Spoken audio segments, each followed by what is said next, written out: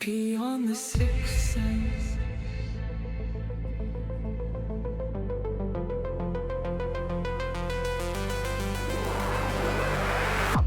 Samantha closes her eyes. My name is Samantha.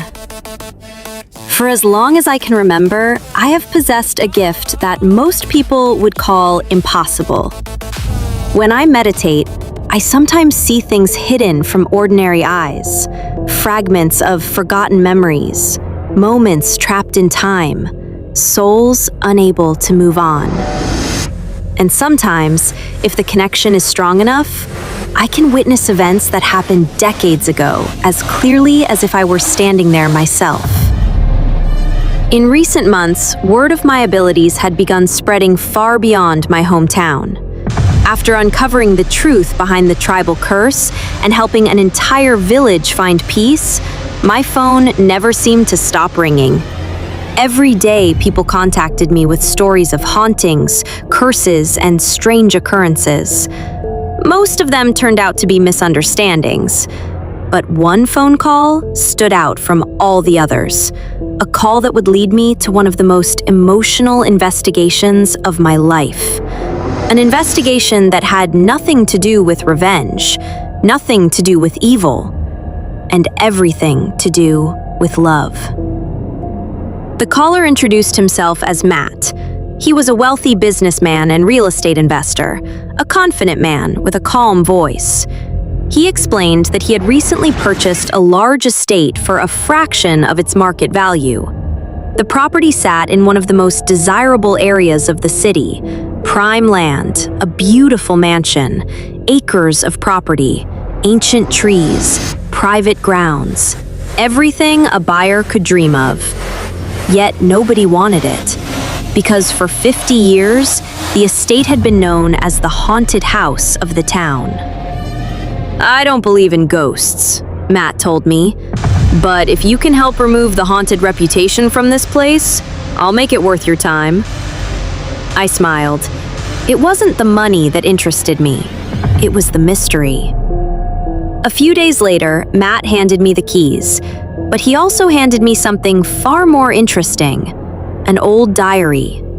Its leather cover was faded with age. Its pages had turned yellow.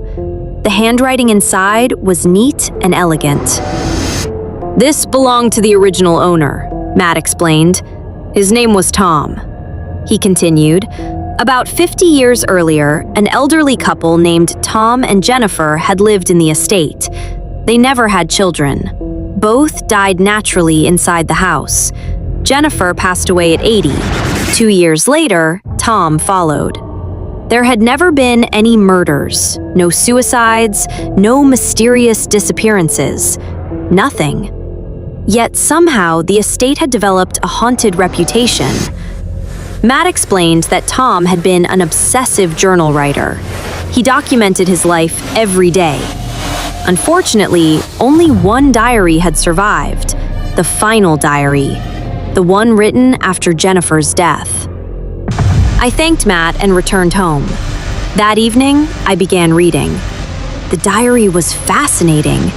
Each page contained a date. Each entry described Tom's daily experiences. At first, the writings were heartbreaking. Tom constantly spoke about his loneliness after losing Jennifer. The grief was obvious. Every sentence carried sadness. Then, suddenly, a new name began appearing. Oliver, or as Tom affectionately called him, Ollie. The more I read, the more confused I became. Tom mentioned Oliver almost every day, sometimes multiple times per page. He wrote about how Oliver had saved him from loneliness, how Oliver kept him company, how Oliver brought happiness back into his life. The friendship sounded incredibly strong. Yet nowhere did Tom explain who Oliver actually was. No age, no relationship, no background, nothing. I initially assumed Oliver was a nephew, or perhaps a cousin, maybe even a close friend. But the deeper I read, the stranger things became. Tom described Oliver with remarkable affection. Tom used to speak with Oliver almost whole day. He used to narrate all his life events to Oliver, exactly same way how he used to spend time with Jennifer. Almost every page celebrated their companionship. He repeatedly thanked Oliver for making life worth living again. Then I noticed something unusual. The diary entries suddenly stopped, without warning. For an entire month, nothing. No writing whatsoever. Then, just as suddenly, the entries resumed. The first page after the gap immediately caught my attention. Tom wrote that he had been unable to eat, unable to sleep, unable to write, because Oliver had left him. But now, Oliver had returned, and happiness had returned with him. One particular sentence stood out. I must have read it 10 times. We are soulmates. Nothing can separate us. The entries continued for roughly another year. Tom gradually described his declining health, his increasing weakness, his illness. And throughout it all, Oliver remained by his side, taking care of him, keeping him company, never leaving. Then the diary simply ended. No final goodbye, no explanation, just silence. I closed the book. Something felt incomplete. Who was Oliver? And why did no public records mention him? The last name was not mentioned in the diary, and it was very difficult to discover Oliver. The next day, I began researching. Property records revealed that after Tom's death, nobody inherited the estate. Eventually, the city seized the abandoned property and auctioned it. The buyer was a man named Craig. Craig owned the estate for the next 50 years and eventually sold it to Matt. I decided to contact him. Craig agreed to meet. When I arrived at his home, I found a wealthy 70-year-old man living comfortably in a beautiful residence. He greeted me warmly. But the moment I mentioned the estate, his expression changed. I never understood that place, he admitted. Craig explained that shortly after purchasing the property 50 years earlier, he moved in with his wife and 3 children. They renovated parts of the mansion. Everything seemed perfect. At first. Then, strange things began happening. Every night between 10 and 11 o'clock, they heard footsteps. Slow, deliberate, walking through the house. One evening, his wife saw something even stranger. A pair of glowing eyes staring from the darkness, watching her. That was enough. The family moved out shortly afterward. Craig tried renting the property. Every tenant reported similar experiences. Footsteps, strange movements, glowing eyes. Nobody stayed longer than a month. Eventually, the mansion became infamous, the haunted house of the town. When I returned home that evening, I made my decision. I needed to spend the night there myself. The following evening, I arrived at the estate around 7 o'clock. I brought a backpack, a flashlight, coffee, sandwiches, and for safety, a small pistol. The mansion stood silently beneath the evening sky. Despite its age, it remained beautiful. The architecture carried an elegance rarely seen anymore. Stone walls, large windows, ancient oak trees, a private tunnel, gardens reclaimed by nature. As darkness approached, I explored the grounds. The estate felt peaceful, not threatening, not hostile, simply old. Around 9 o'clock, the sun finally disappeared. The world transformed. Shadows stretched across the property. The trees seemed larger. The silence became heavier. I entered the mansion and settled inside. The house creaked occasionally, old wood expanding and contracting. Nothing unusual. Outside, crickets sang endlessly. Mosquitoes buzzed near windows. Wind brushed against branches. Yet beneath those ordinary sounds existed another layer of silence. A silence that made every tiny noise feel important. While exploring the living room, I noticed something interesting. A rocking chair, positioned directly beside the fireplace. It looked antique, well-preserved, loved. For some reason, I immediately thought of Tom. Perhaps this was where he spent his evenings. Perhaps this was where he spoke with Oliver. I settled into a nearby room, finished my sandwiches, sipped coffee, and waited. The clock slowly approached 10:05 p.m. Nothing. 10:12 p.m. Still nothing. 10:20 p.m. Silence. Then, 10:23 p.m., footsteps. Very faint, very soft, but unmistakable. My body immediately became alert. The sound came from the living room. I slowly stood, picked up my flashlight, and moved toward the doorway. The footsteps continued. 1, 2, 3. I stepped into the living room and froze. A black cat was walking calmly across the floor. It moved confidently, as if it belonged there. The cat leaped gracefully onto the rocking chair, then sat down, like a king upon a throne. Its eyes glowed brightly in the darkness, 2 golden lights staring directly at me. For several seconds, neither of us moved. The room felt completely still. Then I blinked, and the cat vanished. Gone. No sound, no movement, nothing. I stood there in disbelief. Had I imagined it? Was I tired? Dreaming? Hallucinating? I had no answers. The rest of the night passed quietly. Nothing else happened. At sunrise, I left more confused than ever. The following night, I turned to meditation. I focused entirely on the mansion, the rocking chair, the glowing eyes, the black cat. Soon, the visions arrived. I saw Tom, an elderly man broken by grief after Jennifer's death. Then I saw a kitten, small, black, playful. Tom smiled. Oliver. Suddenly, everything became clear. Oliver wasn't a person. Oliver was Tom's cat. The visions continued. I watched years of companionship unfold.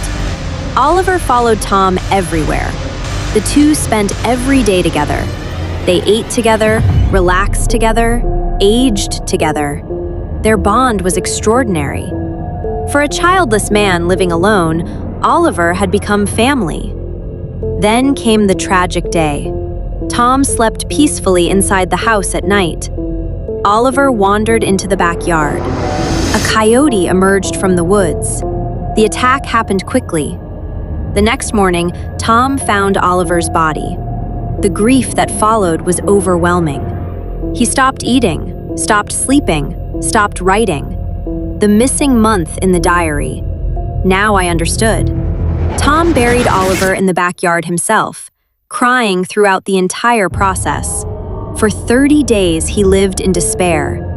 Then one evening, 10:23 p.m., footsteps.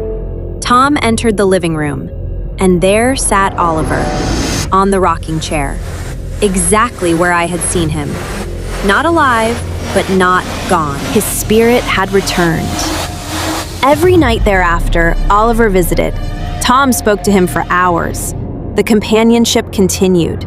The loneliness disappeared. That was why the diary resumed. Oliver had come home. The visions reached their final moments.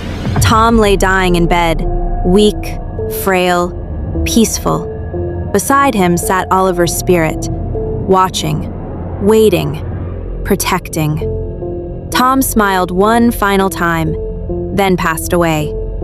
The vision ended. I opened my eyes. Tears filled them. For years, people believed the estate was haunted by something sinister, but the truth was far more beautiful. A loyal cat had simply refused to abandon his best friend. The next morning, I called Matt. I explained everything. He didn't laugh. Instead, he agreed to help. Together, we arranged an excavation in the backyard. Following details from my visions, we searched a specific location. Within hours, we discovered tiny animal remains. Oliver, exactly where Tom had buried him. I suggested something simple. Bury Oliver beside Tom. Let them rest together. Matt agreed. A few days later, Oliver's remains were respectfully placed beside Tom's grave.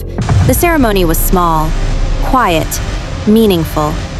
And that night, for the first time in 50 years, the mansion remained completely silent. No footsteps, no glowing eyes, no visits to the rocking chair.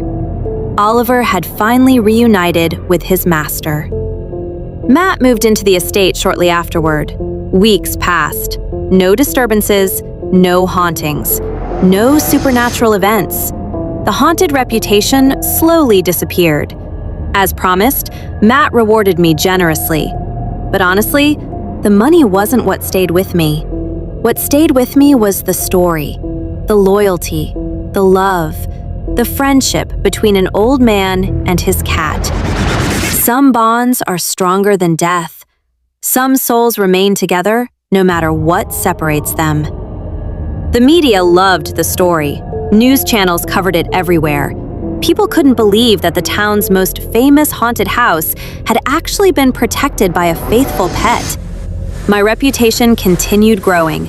New cases arrived every week, some terrifying, some heartbreaking, some impossible. And soon, another call would arrive, a case unlike anything I had encountered before, a mystery involving secrets and a disappearance that had remained unsolved for years. But that is a story for another time. Beyond the sixth sense.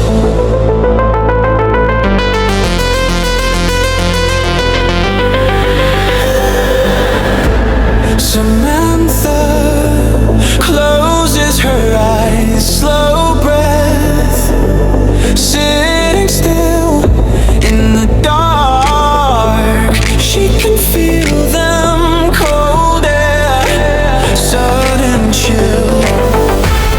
Beyond the sixth sense, she knows, she knows. Beyond the sixth sense, where every secret flows.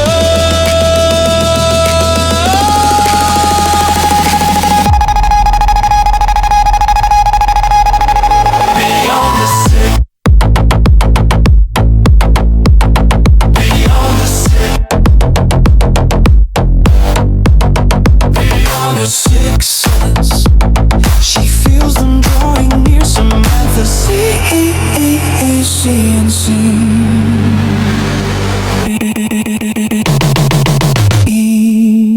beyond the sixth.